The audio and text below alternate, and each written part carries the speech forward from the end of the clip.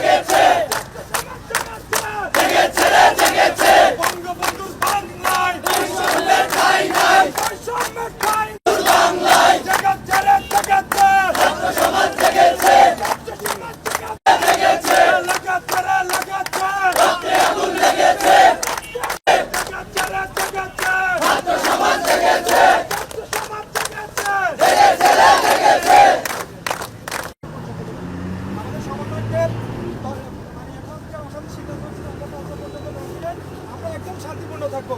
আর এখানে মিডিয়ার ভাইয়েরা আছেন, আইন তাদেরকে অনুরোধ করব, আমরা ছাত্র সমাজ আজকে আমাদের বুকে সারা দেশে কি পরিমাণ আপনার নির্বিচার গুলি চালিয়েছেন, কি পরিমাণ আমার ভাইদেরকে হত্যা করেছেন, আমরা শান্ত থেকেছি।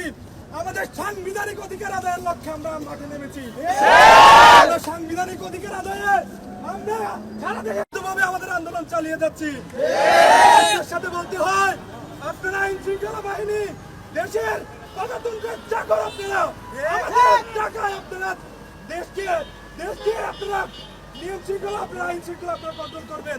কিন্তু আপনার গুলি যে শ্রমিকের টাকায় কেনা গুলি, একজন রিক্সা চালকের রিক্সায় যে শ্রমে কেনা টাকা গুলি আমাদের বুকে চালিয়েছেন।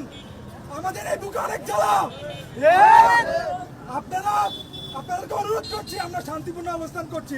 আমাদের বিভিন্ন প্রক্রিয়ায় আমাদের কর্মসূচি চলমান ছিল। আজকে আমরা রাস্তায় নেমেছি প্রধানত দুইটি কারণে। প্রথমত আমাদের যে 9 দফা দাবি ছিল রাষ্ট্র বরাবর, সেই 9 দফা দাবি আদায়ের লক্ষ্যে, এবং আমরা কালকে লক্ষ্য করেছি যে আমাদের কেন্দ্রীয় যে সমন্বয়কবৃন্দ ছিলেন তাদেরকে জোরপূর্বক আমরা তাদের ফেসিয়াল এক্সপ্রেশন, বডি ল্যাঙ্গুয়েজ দেখে বুঝেছি, এবং তারা সেখানে যাওয়ার পূর্বে অন্যান্য সমন্বয়কদের বলে গিয়েছিলেন। সে অনুযায়ী আমরা এই ধারণাটা আমাদের কাছে বদ্ধমূল যে তাদেরকে বন্দুকের নল ঠেকিয়ে এবং বাধ্য করে বিবৃতিটি পাঠ করানো হয়েছে। এই দুয়ের প্রতিবাদে আমরা আজকে রাস্তায় বিক্ষোভ মিছিলের ডাক দিয়েছি সারা বাংলাদেশের সাথে সমন্বয় করে। বিষয় হচ্ছে যে আপনারা দেখেছেন যে আমাদের যে 6 জন কেন্দ্রীয় সমন্বয়ককে গতকাল ডিবি অফিসে নিয়ে গিয়ে একটি বিবৃতি পড়ানো হয়েছে, যে বিবৃতিটি আমাদের সারা দেশের ছাত্র সমাজ ঘৃণাভরে প্রত্যাখ্যান করেছে। আমরা সেই প্রেক্ষিতে প্রতিবাদের স্বরূপ আমরা সারা দেশেই আজকে তাৎক্ষণিক বিক্ষোভ এবং অবস্থান কর্মসূচি ঘোষণা করেছি। সেই প্রেক্ষিতে বৈষম্য বিরোধী ছাত্র আন্দোলন রাজশাহী বিশ্ববিদ্যালয়ে আজকে আমাদের অবস্থান কর্মসূচি।